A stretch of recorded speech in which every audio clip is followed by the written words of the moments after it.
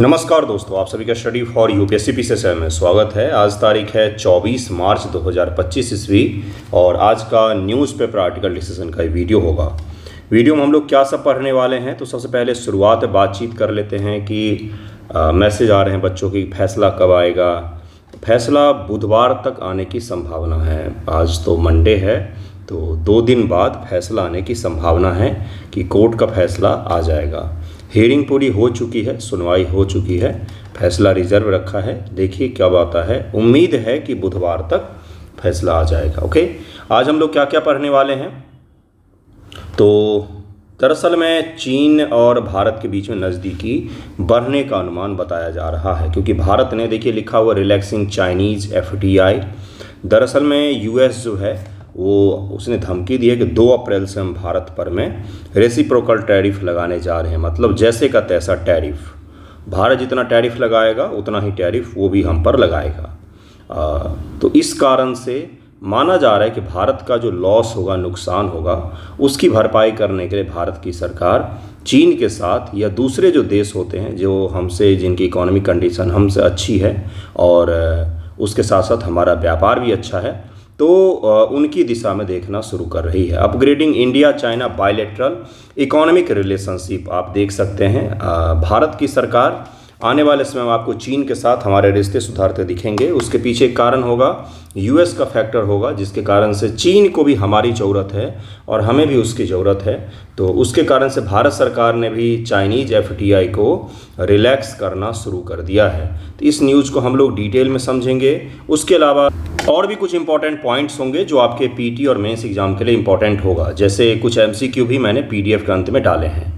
आज से 24 तारीख है ना आज, तो आज से 71 को लेकर बिल्कुल नया बेसिक से GS का हम लोग शुरू कर रहे हैं, आंसर राइटिंग के रिगार्डिंग ग्रुप्स वगैरह। तो उसमें अगर आपको जुड़ना हो तो मैसेज कीजिएगा। आज पहला सवाल उसका मैं दूंगा और उसके साथ साथ उससे रिलेटेड कंटेंट भी आपको मुहैया कराने की कोशिश करूंगा मैं।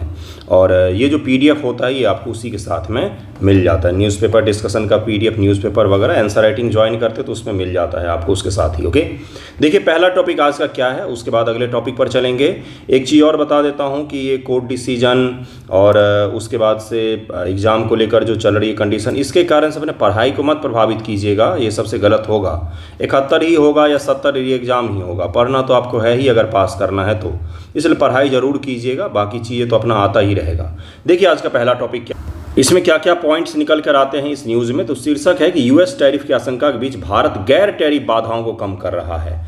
जो बिना टैरिफ वाली बाधाएं हैं अलग अलग देशों के साथ, जैसे चीन के FDI को आसान बनाना, इस तरह की चीज़ों को भारत सरकार कर रही है ताकि 2 तारीख से जो भारत और यूएस के बीच में व्यापार को लेकर एक अलग ही टेंशन बनने जा रहा है, उसको किस प्रकार से हम मैनेज करें। सीमा तनाव में कमी देखी जाएगी, आपको दिख सकता है, और जो दिखा भी है कजान में जब ब्रिक्स की बैठक हुई, उससे पहले चीन और भारत की सेनाएं जो आमने सामने खड़ी थी, वो दोनों सेनाएं पीछे हटी और पहले वाली स्थिति बहाल करने की कोशिश की गई है। कुछ जगहों पर अभी भी टेंशन है, वो भी कम हो जाएगा। भारत की सरकार गैर टैरिफ बाधाओं को हटाने, चीनी निवेश को आसान बनाने विचार कर रही है। खासकर इलेक्ट्रॉनिक्स, IT और अन्य क्षेत्रों में जो चीन का इन्वेस्टमेंट है वो आ सके और उसका हम लाभ उठा सकें, क्योंकि यूएस के साथ हमारे क्या हो रहे हैं, व्यापार को लेकर टेंशन हो रहा है। कुछ मैं आपको आंकड़े दूंगा। मैंने पिछली बार जब वीडियो अपलोड किया था सैटरडे को, भारत और चीन का IR का, बहुत कम बच्चों ने देखा है, मुझे नहीं पता किस कारण से। उसको देखिएगा, क्यों इम्पॉर्टेंट है वो, इसी कारण से इम्पॉर्टेंट है कि जियोपॉलिटिक्स जब चेंज होता है तो हो सकता है कल तक जो आपका व्यापारिक रूप से शत्रु था, जिसके साथ हम व्यापार नहीं करना चाहते उतना ज़्यादा, क्योंकि हमारा ट्रेड डेफिसिट बहुत ज़्यादा है, उसके साथ हमें व्यापार करने को विवश होना पड़े। भारत का चीन को निर्यात था 18.95 बिलियन, कितना वृद्धि हुआ था, लगभग में 10.7% की वृद्धि हुई थी।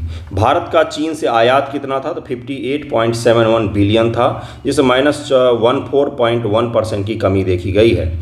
व्यापार घाटा 39.76 बिलियन का रहा है भारत और चीन के बीच में, जिसमें भी कमी देखी गई थी। 2021 का डेटा है, 2022 का, 2023 का, 2024 तक का डेटा दे दिया है मैंने, इसी कारण से आपको डेटा दिया। ये सारा इंडियन एक्सप्रेस में आया हुआ है, इंडियन एक्सप्रेस का हेडलाइन ही यही है, वहीं से ये सारा डेटा डेटा उठाया है, इसीलिए आपको डेटा दिया है कि आपको समझ में आए कि हमारा व्यापार घाटा कितना ज़्यादा का है। 2024 में देखिए व्यापार घाटा कहाँ पर पहुँच गया है, 41.89 बिलियन डॉलर के पास में पहुँच गया है। वहीं पर 2023 में 83.63 बिलियन के था, जिसमें कमी देखी गई, यानी कि व्यापार घाटा में भी कमी देखी गई है। स्रोत क्या है, तो वाणिज्य मंत्रालय, भारत सरकार और भारत में चीन का दूतावास जो है उसी के स्रोत से इंडियन एक्सप्रेस ने डेटा लिया था, जिस पर आधारित है ये। हम कर क्या रहे हैं, मैं आपको क्या पढ़ा रहा हूँ, मैं आपको पढ़ा रहा हूँ इम्पैक्ट ऑफ यूएस टैरिफ का, जो रेसिप्रोकल टैरिफ होता है उसका इम्पैक्ट क्या पड़ रहा है। इम्पैक्ट ये पड़ रहा है कि भारत और चीन के व्यापार जो है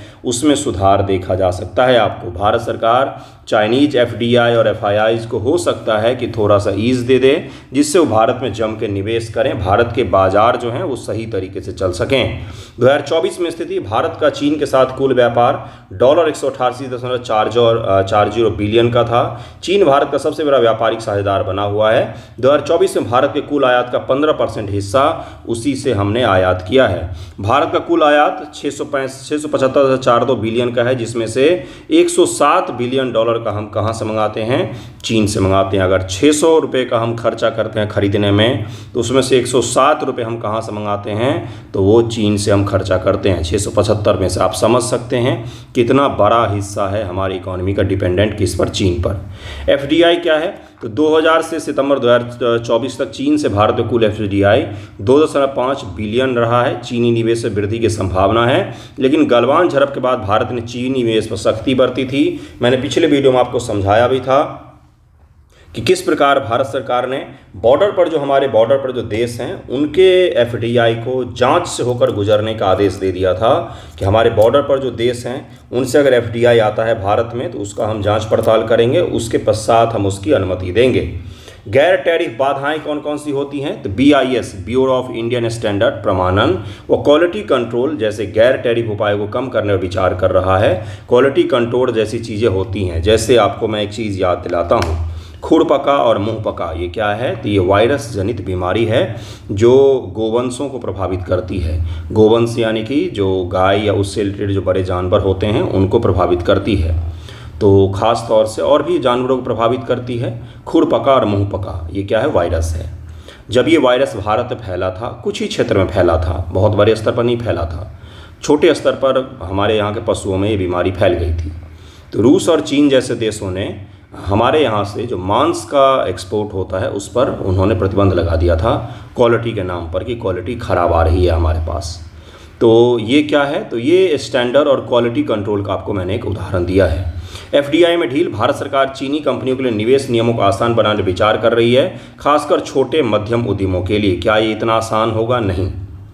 अगर भारत की सरकार चीनी कंपनियों को आसान देती है निवेश करने में, उनके लिए सहूलियत बनाती है, तो इंटरनल पॉलिटिक्स आपको दिखेगा कि थोड़ा सा सरकार के ऊपर में आरोप लगेंगे कि चीन की हितैषी हो गई है, चीन ने हमारे सेना के जवानों को शहीद कर दिया, हमारी ज़मीन हड़पने की कोशिश करता है, अरुणाचल को अपने मैप में दिखाता है। वहीं भारत की सरकार क्या कर रही है, तो चीन के लिए व्यापारिक नियमों को आसान बना रही है। ये क्या होगा, एक चीज़ और होगा इसमें, भारत की इकोनॉमी का डिपेंडेंट जो है चीन पर, वो और भी ज़्यादा बढ़ जाएगा। 2022 के बाद से चीनी निवेश पर सख्ती थी। भारतीय चीनी पेशेवर तकनीशियनों के लिए वीज़ा नियमों को आसान बनाने विचार कर सकता है। भारत की सरकार वर्तमान में चीन के टेक्नीशियन और जो पेशेवर प्रोफेशनल्स होते हैं उद्योग जगत से संबंधित या कोई बड़े इंजीनियर से संबंधित, तो उन लोगों के लिए वीज़ा नियमों को भी आसान बनाया जा सकता है। अमेरिकी टैरिफ पर प्रभाव, अमेरिका के राष्ट्रपति डोनाल्ड ट्रंप भारत पर टैरिफ बढ़ाने की धमकी दे रहे हैं और दे रहे हैं क्या, उन्होंने कर भी दिया है कि 2 अप्रैल से रेसिप्रोकल टैरिफ जैसे का तैसा जो टैरिफ होता है वो हम लगाने जा रहे हैं। भारत को अमेरिका द्वारा टैरिफ और व्यापारिक शर्तों को स्वीकार करने के लिए दबाव का सामना करना पड़ रहा है। चीन के साथ रणनीति क्या है, भारत का मानना है कि चीन के साथ व्यापारिक संबंधों को सामान्य करना अमेरिका के लिए संकेत हो सकता है। भारत और चीन के व्यापार घाटों को कम करने की जरूरत है, जो कि वर्तमान में बहुत ही बड़ा हो गया है, लगभग में $41 बिलियन है। कितना है देखें ज़रा, डेटा देखें, डेटा देखिए कितना है, $41.89 बिलियन, ये 2024 का डेटा है। देखिए यहाँ पर हो क्या सकता है, चीन और अमेरिका का आने वाले समय में प्रतिद्वंद्विता होने वाला है, ऑलरेडी हो रहा है। तो भारत अगर चीन के साथ व्यापारिक नियमों को आसान बनाता है तो अमेरिका के लिए दबाव होगा कि उसका एक स्ट्रेटजिक पार्टनर जो उसके साथ क्वाड में है, जो इसके साथ I2U2 में है, जो लोकतांत्रिक मूल्यों को साझा करते हैं, जो डेमोक्रेटिक वैल्यूज़ होते हैं, जैसे चुनाव होना। चीन में तो चुनाव नहीं होता है, भारत में होता है, अमेरिका में होता है, फ्री स्पीच की अवधारणा है, संवैधानिक शासन का तंत्र है, लोकतांत्रिक देश हैं दोनों, कल्चरल डाइवर्सिटी है और मीडिया खुलापन है। तो अगर हम इस तरह के एक देश को खोते हैं, वो चीन की तरफ में शिफ्ट होता है, रूस की तरफ में शिफ्ट होता है, तो अमेरिका के लिए अच्छा नहीं होगा। तो वो विचार कर सकता है कि हम इस चीज़ पर अभी रोक लगाते हैं, हम अभी रेसिप्रोकल टैरिफ नहीं लगाते हैं, क्योंकि भारत जैसे स्ट्रेटजिक पार्टनर का खोना हमारे लिए सही नहीं होगा। ये हम संभावना जता रहे हैं। क्या ऐसा वाकई होगा? बिल्कुल नहीं। डोनाल्ड ट्रंप होली में जो उन्होंने भांग पिया है, अब वो 4 साल बाद जाकर उतरेगा उनका, तब तक सारा सत्यानाश कर चुके होंगे। भारत की चिंताएं और चुनौतियां क्या हैं? व्यापार घाटा। भारत के साथ चीन का व्यापार घाटा है। मुख्य आयात इलेक्ट्रॉनिक्स, फार्मास्यूटिकल और कच्चा माल हम लोग बहुत बड़े स्तर पर चीन से खरीदते हैं। आयात पर निर्भरता। भारत अपनी कई ज़रूरतें जैसे फार्मास्यूटिकल्स, इलेक्ट्रॉनिक्स के लिए चीन पर निर्भर है। भारत घरेलू उद्योग को बढ़ावा देने के लिए आयात पर निर्भरता कम करना चाहता है। सुरक्षा को लेकर चिंताएं भी हैं। भारत को चीनी निवेश और आयात से सुरक्षा संबंधी चिंताएं हैं, खास करके संवेदनशील क्षेत्र जो हमारे सेंसिटिव क्षेत्र होते हैं, जैसे डिफेंस हो गया, टेलीकम्युनिकेशन हो गया। टेलीकम्युनिकेशन को सेंसिटिव क्यों कहा जाता है? क्यों कहा जाता है भाई? क्योंकि देखिए, टावर जो लगाए जाते हैं उसमें कुछ डिवाइसेस लगे होते हैं। मैं आपको समझाता हूँ, आपको समझ में आ जाएगा। एक टावर में एरिया में कितने सारे मोबाइल संयंत्र काम कर रहे हैं, ये सारा रिकॉर्ड उस डिवाइस के थ्रू भारत सरकार के पास, सरकार नहीं, टेलीकॉम कंपनियों के पास में इकट्ठा होता है। और वो डिवाइस अगर चीन में बना हुआ है और अगर वो सेम डेटा कहीं और भी भेज रहा है, किसी और सर्वर पर भेज रहा है, तो हुआवे पर 5G टेक्नोलॉजी को लेकर जो प्रतिबंध लगाए गए उसमें ये कंसर्न भी शामिल था कि चीन की बहुत सारी कंपनियां टेलीकम्युनिकेशन के क्षेत्र में बहुत सारे सेंसिटिव डिवाइस भी बनाती है, जिसका उपयोग बहुत बड़े स्तर पर किया जाता है। तो अगर हम उस चीज़ पर रोक लगा देंगे तो हमारी डेटा की गोपनीयता बनी रहेगी। डेटा ही सब कुछ है, बार बार आपको जिक्र मिलेगा। जो स्टारलिंक वाले मैंने आपको ISP समझाया था, इंटरनेट सर्विस प्रोवाइडर, उसी तरीके का इसको भी मान करके चलिएगा। इसलिए यहाँ पर लिखा है कि संवेदनशील क्षेत्र, जैसे डिफेंस का क्षेत्र हो गया संवेदनशील, जैसे टेलीकम्युनिकेशन का क्षेत्र हो गया संवेदनशील, ऐसे क्षेत्रों में हम हो सकता है कि चीन को अनुमति ना दें। वित्त मंत्रालय, वाणिज्य मंत्रालय, गैर टैरिफ बाधाओं को हटाने की सलाह दी गई है, लेकिन इसे सावधानीपूर्वक लागू करने की जरूरत है। विदेश मंत्रालय के अधिकारी ने कहा कि भारत को चीन के साथ व्यापारिक संबंधों को सामान्य करने में सावधानी बरतनी चाहिए, क्योंकि अमेरिका को संदेश दे सकता है। आर्थिक सलाहकार परिषद ने क्या बोला है? उन्होंने सुझाव दिया है कि भारत को गैर टैरिफ बाधाओं को कम करना चाहिए, खासकर फार्मास्यूटिकल और कृषि उत्पादों में। जो भारत सरकार की ही बॉडी है उसने बोला है कि जो फार्मास्यूटिकल, दवाई वगैरह का क्षेत्र है, फार्मा का क्षेत्र और कृषि का जो क्षेत्र है, इसमें हम अगर टैरिफ को कम कर देते हैं, गैर टैरिफ जो बाधाएं हैं उसको अगर हम कम कर देते हैं तो ये हमारे लिए सही होगा। आर्थिक सर्वेक्षण में क्या कहा गया है? भारत को अपनी सप्लाई चेन को मजबूत करने के लिए चीन पर निर्भरता कम करने की सलाह दी गई है। दिसंबर 2024 में नाटो, इसको क्या कहा जाता है, नाटो की एक रिपोर्ट में कहा गया था कि भारत ने +1 रणनीति अपनाई है, जिससे वह वैकल्पिक आपूर्ति श्रृंखलाओं पर ध्यान दे रहा है।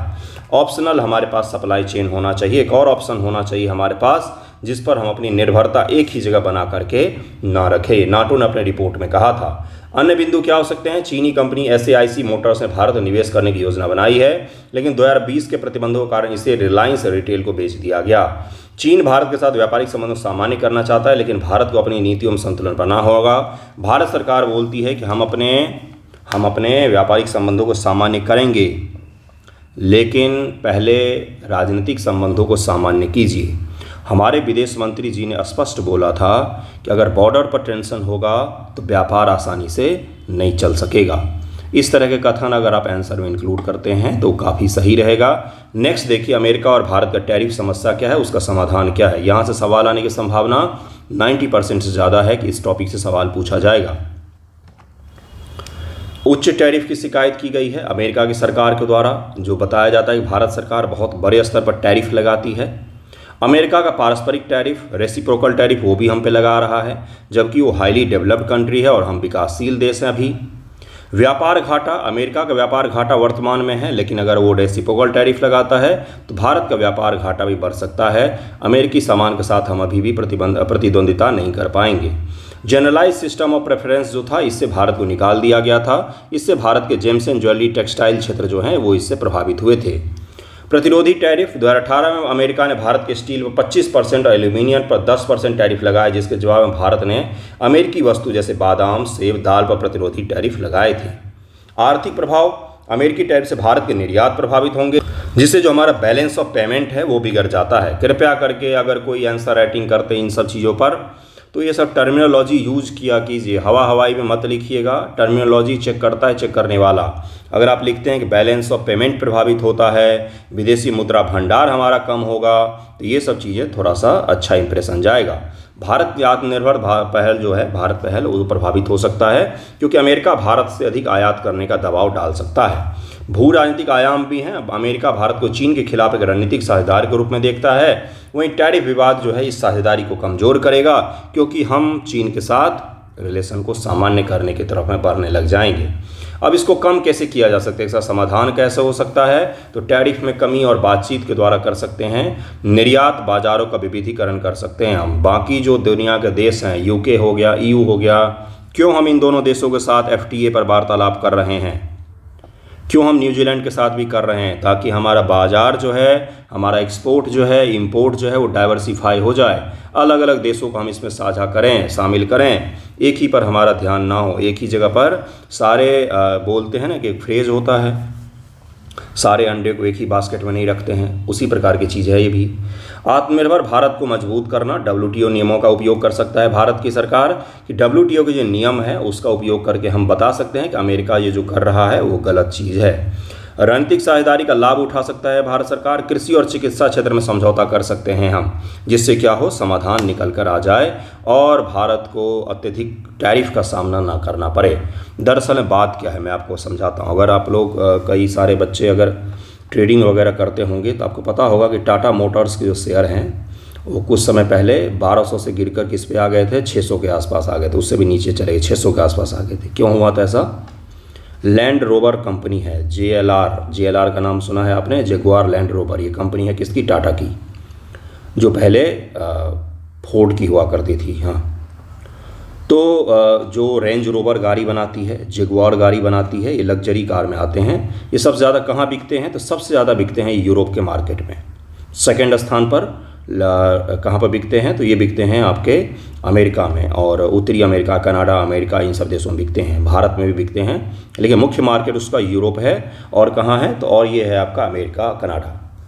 जब अमेरिका में राष्ट्रपति बदले और वहाँ पर पहले से ही सुगबुगाहट चल रही थी कि भाई टैरिफ लगाएंगे, तो माना गया कि यूरोप के देशों से जो एक्सपोर्ट होती है भारत के कंपनी की गाड़ियाँ, उसको भी इम्पैक्ट कर सकता है। इसलिए वो सारे धराम से शेयर गिर गए थे। अब तो कुछ संभला भी है, तो ये मैं आपको इसलिए बता रहा हूँ कि कहाँ का इम्पैक्ट कहाँ पर पड़ता है, इसको ज़रा समझिएगा। अगर 2 तारीख से रेसिप्रोकल टैरिफ लगाए जाते हैं तो भारत के जो कंपनियां हैं उनके ऊपर प्रभाव पड़ेगा। उनका चीज़ों को बेचना अमेरिका में आसान नहीं हो पाएगा। तो ये हमारे लिए एक चुनौती पैदा हो सकती है। फिलहाल देखिए नेक्स्ट टॉपिक क्या है।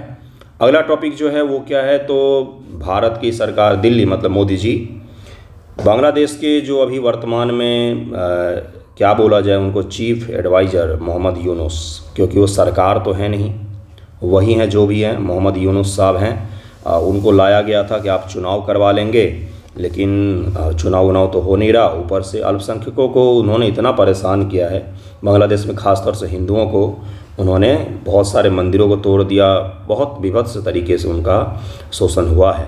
तो मोहम्मद यूनुस मिलना चाहते मोदी जी से, लेकिन मोदी जी बोल रहे हैं कि हमारे पास अभी समय नहीं है। बात दरअसल यहीं पर है। और क्या बात है, तो बीमस्टेक का सम्मेलन कहाँ पर होने वाला था? तो ये होने वाला था आपका थाईलैंड में, हो सकता है थाईलैंड में। और वहीं पर उम्मीद की जा रही थी कि भारत के प्रधानमंत्री मोहम्मद यूनुस मिल सकते हैं, लेकिन प्रधानमंत्री जी ने अभी तक कंफर्म नहीं किया है। मुझसे पूछे तो करना भी नहीं चाहिए कि आप हो कौन। हमारे प्रधानमंत्री जी किससे मिलेंगे? देश के प्रमुख से मिलेंगे ना, राष्ट्राध्यक्ष से मिलेंगे ना। आप हो कौन भाई साहब? ना तो आप चुन के आए हो ना कुछ। तो जब चुनाव हो जाए, अगर कोई सरकार बनती है, तब मिलना मेरे हिसाब से ज़्यादा सही रहेगा। बाकी हमारी विदेश नीति के लिए जो सही होगा वही फैसला लिया जाएगा। यही इसमें न्यूज़ था। दरअसल में आपको मुझे बताना था कि बिम्स्टेक जो है वो हो सकता है आयोजित कहाँ पर, तो थाईलैंड में। इस न्यूज़ को जब बिम्स्टेक आयोजित होगा ना, तब हम लोग और डिटेल में देखेंगे।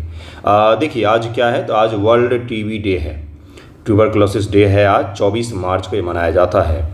डॉक्टर सौम्या स्वामीनाथन ये WHO के चीफ एडवाइज़र भी रहे हैं, वर्तमान में भारत सरकार के साथ मिलकर काम कर रहे हैं टीबी उन्मूलन में, टीबी को ख़त्म करने के लिए। द हिंदू में the need for universal and equitable health coverage ये आर्टिकल आया हुआ है। तो इन्होंने बोला है कि the need for universal and equitable health coverage, कि हम एक जगह अगर हेल्थ को सही करते हैं तो उससे सारा समाधान नहीं हो पाएगा, हमें सभी जगहों पर हेल्थ को सही करना पड़ेगा, टीबी के उन्मूलन के लिए काम करना पड़ेगा, तब जाके ये होगा। क्योंकि ये संचारी रोग है, फैलता है ये बीमारी, और इस बीमारी के फैलने की दर तब तक बनी रहेगी जब तक कहीं एक जगह भी बच जाएगा ये। तो इनका ये शानदार निबंध है, शानदार है, ये अद्भुत है, इन्होंने बहुत ही अच्छा लिखा है। इसको जरा हम लोग देखते हैं, इसके क्रक्स को देख लेते हैं क्या क्या इसमें बोला गया है। विश्व क्षय रोग दिवस हर साल 24 मार्च को मनाया जाता है। 70 BPSC PT के लिए, 71 के लिए पूछ सकता है। यह लेख इसी संदर्भ में लिखा गया है। टीबी के प्रति जागरूकता और इसके उन्मूलन पर केंद्रित है ये। भारत में टीबी एक गंभीर और जटिल बीमारी है। यह नई रणनीतियों के साथ नियंत्रण में है, लेकिन अभी भी चुनौतियां बनी हुई हैं। भारत में टीबी अगर हम लोग पॉपुलेशन के हिसाब से देखेंगे, संख्या के हिसाब से देखेंगे, तो दुनिया में सबसे बड़ी संख्या में से एक है जो टीबी से ग्रसित हैं और भारत में रहते हैं। 2023 से भारत की जनसंख्या का अगला देखिए क्या है।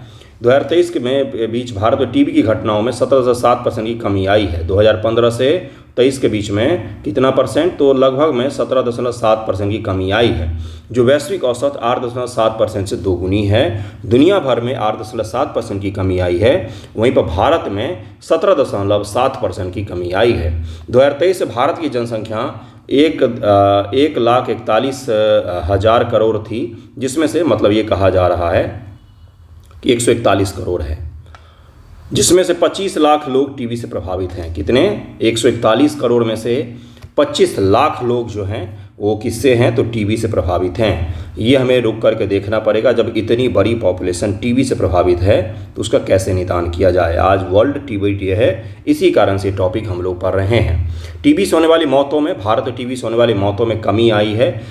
कल एक स्टूडेंट ने सवाल पूछा था जब वीडियो कॉन्फ्रेंस कर रहे थे मेंस के लिए, उसमें कि टीबी कोई भी डेटा कितना याद रखा जाए। तो आप ये मत याद रखिए कितनी कमी आई है, आप बस अगर ये याद रखेंगे कि 2015 से 2017 के बीच में लगभग में कितने % की कमी देखी गई है, तो मरीजों की संख्या में, तो आप देखेंगे 17.7% की कमी आई है। वहाँ पर आप लिख देंगे 2015 से 2023 के बीच में बहुत ही तेज़ी गति से टीबी के मरीजों की संख्या कम हुई है। अगर आंकड़ा याद नहीं है एग्जाम में तो भी काम चल जाएगा।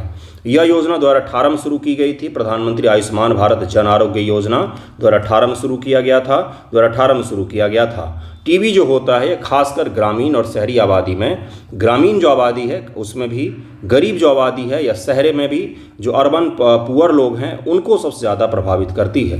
क्योंकि टीबी का डायरेक्टली किससे है रिलेशन, तो आपका किस स्तर पर आप रह रहे हैं। स्वच्छता नहीं है तो टीबी का संकट अधिक बन सकता है। भारत की रणनीति और कार्यक्रम आयुष्मान भारत जन आरोग्य योजना जो है इसको 2018 में शुरू किया गया। ABPMJYJ के तहत 50% आबादी को मुफ्त में स्वास्थ्य सुविधाएं दी जा रही है। टीबी उन्मूलन में ये सहायक हो सकता है। राष्ट्रीय क्षय रोग उन्मूलन कार्यक्रम चलाया जा रहा है। 2030 तक टीबी को खत्म करने का लक्ष्य रखा गया है, 2030 तक रखा गया है। आप मुझे ये बताएंगे कि WHO ने कब तक का लक्ष्य रखा हुआ है टीबी उन्मूलन का। भारत सरकार ने रखा हुआ है 2030 तक का, WHO ने कब तक का रखा हुआ है ये कृपया करके बताएं मुझे। जो वैश्विक लक्ष्य 2035 से 5 साल पहले है। NTP के तहत 5 नेशनल जो ट्यूबरकुलोसिस उन्मूलन कार्यक्रम है उसके तहत में 5 दवाएं मुफ्त में दी जाती हैं। ये दवाओं के नाम लिखे हुए हैं। प्रतिमाह 1000 रुपये भी दिया जाता है पोषण सहायता के लिए, कि टीबी के मरीजों के पोषकता परम आवश्यक होता है। तो अगर उनको पोषण नहीं मिल पा रहा है, अगर वो इस चीज़ की भरपाई नहीं कर पा रहे, तो 1000 रुपये की उनको सहायता दी जाती है कि आप इस पैसे की मदद से पोषण को सुनिश्चित करें। जैसे 1000 रुपये में कौन सा पोषण होगा भाई। निक्षय पोषण योजना टीबी रोगियों के पोषण सहायता के लिए शुरू की गई है। ये चुनौतियां क्या है निजी क्षेत्रों की भागीदारी, निजी क्षेत्र 50% टीबी रोगी इलाज हो लेते हैं, लेकिन वहाँ मानक देखभाल की कमी है। निजी क्षेत्र में देरी से निदान और अधूरी दवा के कारण मल्टी ड्रग रेसिस्टेंट डेवलप हो जाता है। टीबी के रोगियों में फिर कोई दवा ही काम नहीं करता है, और कहीं पर भी इलाज करवा लेने से क्या होता है टीबी का कि वो सही एंटीबायोटिक आपके लिए नहीं उपयोग कर पाते हैं, या कोर्स नहीं अगर आप पूरा करते हैं तो ये MDR डेवलप हो जाता है, ड्रग रेसिस्टेंट आप में डेवलप हो जाएगा। इसका क्या तात्पर्य होता है कि आपके ऊपर में दवाएं काम नहीं करेंगी। पोषण की कमी एक बहुत बड़ी समस्या है, जिसके कारण से टीबी अपने देश में गंभीर खतरा बना हुआ है। इसीलिए मैंने आपको बोला कि जो पुअर आबादी है, गरीब आबादी अपने देश में है, दोनों क्षेत्र में, शहर और ग्रामीण में, वो सबसे पहले इससे प्रभावित होते हैं। आप साफ सफाई नहीं रख पाते हैं, या गंदे पानी का उपयोग कर रहे हैं, गंदी हवा है, या फिर और भी कई सारे स्रोत होते हैं जिसके द्वारा ये बीमारी आप तक पहुंच जाती है। जागरूकता की कमी एक बहुत बड़ा है कारण, एक आर्थिक बोझ भी उससे हो जाता है, चुनौतियां ये सब देखने को मिलती हैं। सार्वभौमिक स्वास्थ्य कवरेज का क्या तात्पर्य होता है, जो सारा इन्होंने पॉइंट बताया है, ये जो इतने पॉइंट हम पढ़ रहे हैं ये निबंध में है, इसी आर्टिकल में है। UHC का लक्ष्य सभी को सस्ती गुणवत्तापूर्वक स्वास्थ्य सेवाएं प्रदान करना है। भारत में UHC को लागू करना जरूरी है ताकि टीबी जैसी बीमारियों को नियंत्रित किया जा सके। यूनिवर्सल हेल्थ कवरेज, सभी स्वास्थ्य कवरेज में आ जाएं। UHC के तहत प्राथमिक स्वास्थ्य सेवाओं को मजबूत करना, निदान और इलाज को सुलभ बनाया जाए। प्राइमरी हेल्थ सेंटर अगर हमने मजबूत कर लिए, प्राइमरी स्कूल मजबूत कर लिए, तो हमारी आधी समस्या का समाधान तो वहीं पर हो जाएगा। ना तो प्राइमरी हेल्थ सेंटर अच्छा है, ना तो प्राइमरी स्कूल अच्छा है। टीबी और अन्य बीमारियों का भी संबंध इन्होंने बताया है। टीबी का मधुमेह, HIV, COPD, chronic obstructive pulmonary disease, ये जो होता है इससे गहरा संबंध होता है। टीबी के साथ इन बीमारियों का भी खतरा बढ़ जाता है। एकीकृत स्वास्थ्य स्क्रीनिंग जैसे टीबी, मधुमेह, HIV के साथ जांच जरूरी होता है। अगर किन्हीं को ये बीमारी है तो उन पर इन बीमारियों का भी खतरा बढ़ जाता है, इसलिए जब जांच होता है तो इन सभी चीज़ों की जांच होनी जरूरी होती है। कोविड-19 से हम सबक ले सकते हैं, टेलीमेडिसिन और सामुदायिक स्तर पर भागीदारी को बढ़ा करके हम इसको नियंत्रित कर सकते हैं। सुझाव और समाधान क्या है? एकीकृत स्वास्थ्य सेवाएँ जो इसके लिए समाधान हो सकता है, निजी क्षेत्र की भागीदारी बढ़ाना, पोषण सहायता कर सकते हैं हम लोग, जागरूकता अभियान, सार्वजनिक स्वास्थ्य में निवेश, नई तकनीकों का हम लोग उपयोग कर सकते हैं जैसे AI आधारित छाती एक्सरे और आणविक जांच को बढ़ावा देना। कुंभ मेला, अब जरा रुकिए यहाँ पर। कुंभ मेला में भारत की सरकार ने, उत्तर प्रदेश सरकार ने और दुनिया के कुछ संगठनों ने मिलकर एक शानदार चीज़ किया। उन्होंने यहाँ पर महिलाओं के ब्रेस्ट कैंसर को जांचने के लिए कैंप लगाया हुआ था, और भी अलग अलग बीमारियों के लिए, जहाँ पर उन्होंने बहुत बड़े स्तर पर मरीजों की पहचान की, क्योंकि बहुत सारे लोग इकट्ठे हुए थे। तो उन्होंने इस तरह का एक कैंप लगा करके कुंभ के दौरान बहुत बड़े स्तर पर मरीजों की पहचान की है। तो ये आप ग्रामीण क्षेत्र में वैसे भी कर सकते हैं। दशहरा के मेला में लगा लीजिए, मुहर्रम के मेला में लगा लीजिए, इस तरह के केंद्र पकड़ पकड़ के जांचिए सबको। तो उससे क्या होगा, हम उन लोगों को अलग कर पाएंगे जिनको ये बीमारी है। क्यों ये ऐसा ज़रूरी होता है? क्योंकि टीबी जैसी चीज़ें संक्रामक होती हैं, ये फैलती हैं एक व्यक्ति से दूसरे व्यक्ति में, तो इसलिए ज़रूरी होता है। तो AI आधारित छाती एक्सरे जो भारत सरकार चला रही है, ये टीबी में कुछ दिन पहले ही ईजाद हुआ है।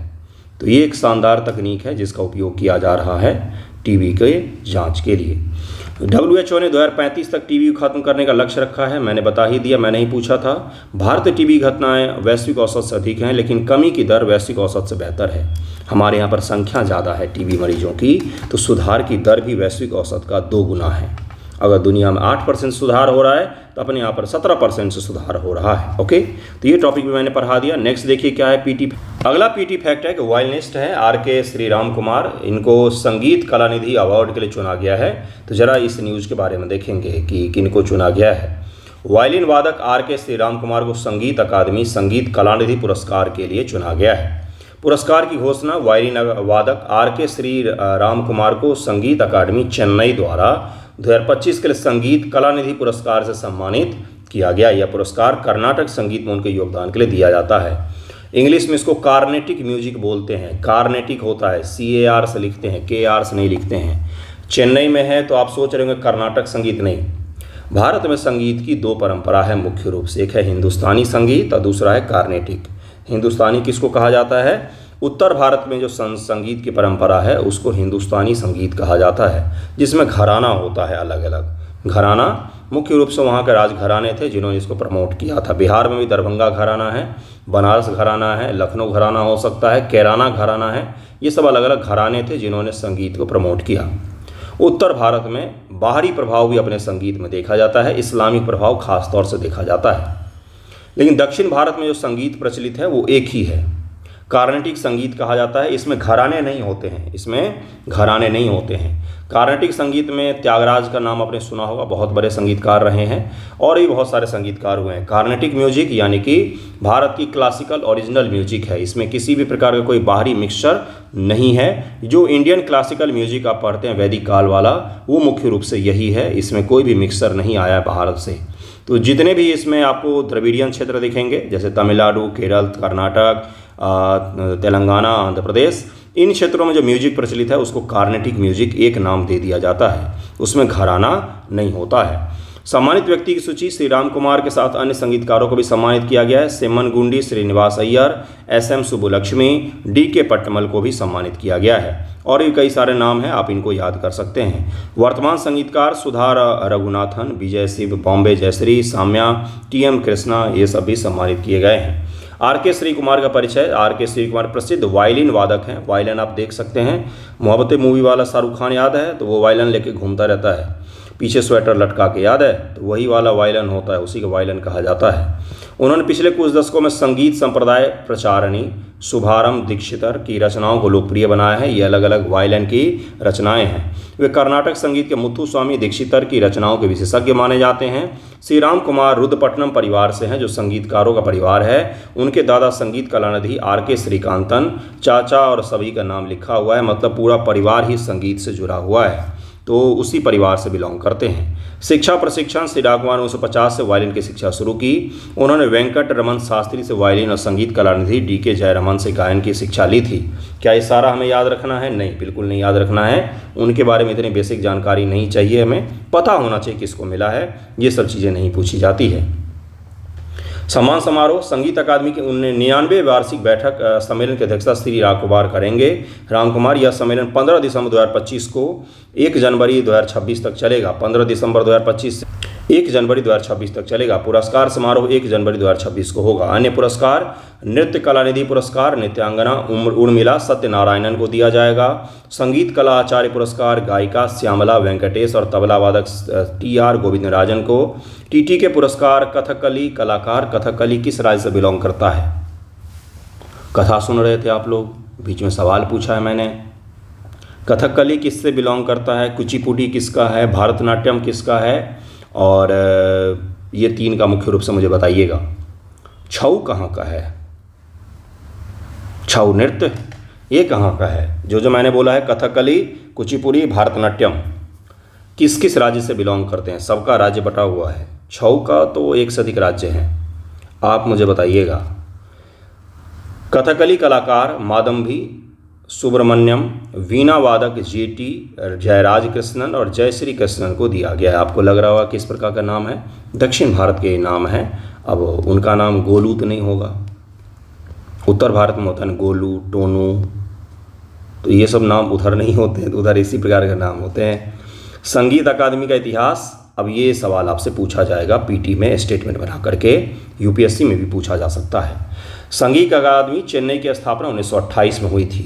ये बहुत ही प्रतिष्ठित एक संस्था है जो ये पुरस्कार देती है। कितने साल हो गए? तो 2 साल बाद, 3 साल बाद 100 साल की संस्था हो जाएगी। संगीत कलानिधि पुरस्कार 1942 से दिया जा रहा है। यह कर्नाटक संगीत में सर्वोच्च सम्मान है। कार्नेटिक म्यूजिक में सर्वोच्च सम्मान है। इस साल यह पुरस्कार 250वीं वर्षगांठ के अवसर पर दिया जा रहा है। इस साल ये पुरस्कार दिया जा रहा है। अगला देखिए क्या है, श्री राम कुमार की प्रतिक्रिया। उन्होंने बोला कि ठीक है, गुरु कृपा आशीर्वाद बताया उन्होंने। उर्मिला सत्यनारायण को 3 जनवरी को संगीत अकादमी के 19वें वार्षिक नृत्य महोत्सव उद्घाटन के लिए सम्मानित किया जाएगा। प्रीलियम में आपसे क्या क्या पूछ सकता है यहाँ पर डाल दिया है मैंने, इसको ध्यान से रख लीजिएगा। अब इसके नीचे आपको एमसीक्यू मिल जाएगा, सारा एक जगह आपको एमसीक्यू मिल जाता है, जिससे आपका क्या है, जैसे बिम्स्टेक का मुख्यालय कहाँ पर स्थित है, कहाँ है, ढाका में है। विश्व क्षय रोग दिवस का मनाया जाता है 24 मार्च। आयुष्मान भारत योजना कब शुरू किया गया था। आसान सवाल हैं ये सारे। उसके बाद आपको कठिन सवाल भी दिख जाएंगे, उसके नीचे कठिन सवाल भी आपको दिख जाएंगे। तो आज का वीडियो यहीं पर एंड करते हैं। आई होप आपने कुछ सीखा होगा। डेली लिखिए, डेली कुछ ना कुछ पढ़िए, एक रूटीन में पढ़िएगा। हवाई चीज़ों से दूर रहिएगा। अगर कोई टॉपर ये बोले कि ये पढ़ लो, वो पढ़ लो, ऐसा हो जाए वैसा हो जाए, कुछ नहीं होने जाना है। खुद से जब तक चीज़ों को प्रयास नहीं करेंगे, 71 के लिए जो लोग पढ़ रहे हैं, आपको सेलेक्टिव चीज़ें नहीं पढ़नी है, आपको पूरा पढ़ना है। जिनका मेंस है अगले महीने, वो तो सेलेक्टिव चीज़ें पढ़ते हैं और अंत में वही करना भी होता है। लेकिन जिनका अगले साल एग्ज़ाम है, कृपया सेलेक्टिव चीज़ें ना पढ़ें, पूरा पढ़ें, पूरा का पूरा पढ़ें, अच्छे से पढ़ें, डिटेल में पढ़ें। मेंस एग्जामिनेशन के बाद नोटिफिकेशन आ सकता है, ऐसी संभावना है। बिहार टॉप वगैरह का न्यूज़ पर दिखाया उन्होंने 71 का, कि 71 का नोटिफिकेशन मई जून में आ जाएगा। दूसरा जो एक चीज़ और बताया उन्होंने कि 71 बीपीएससी पीटी अगर जल्दी लेगा, चुनाव से पहले लेगा, तो सितंबर के फर्स्ट वीक में ही हो जाएगा, और अगर चुनाव के बाद लेगा तब तो दिसंबर में आपका एग्ज़ाम होगा 71 बीपीएससी का। लेकिन ऐसा मान करके चलिए कि आचार संहिता लागू होने से पहले ही आपका नोटिफिकेशन आ जाएगा, फॉर्म भर जाएंगे, क्योंकि उनको सीट अनाउंस करना है। आचार संहिता लगने के बाद तो नहीं कर सकते हैं, तो उससे पहले ही कर देंगे, क्योंकि चुनाव में उनको लाभ होगा इससे। तो इन चीज़ों का ध्यान रखते हुए अच्छे से तैयारी कीजिएगा, डिटेल में पढ़िएगा चीज़ों को। ओके, धन्यवाद आप सभी का।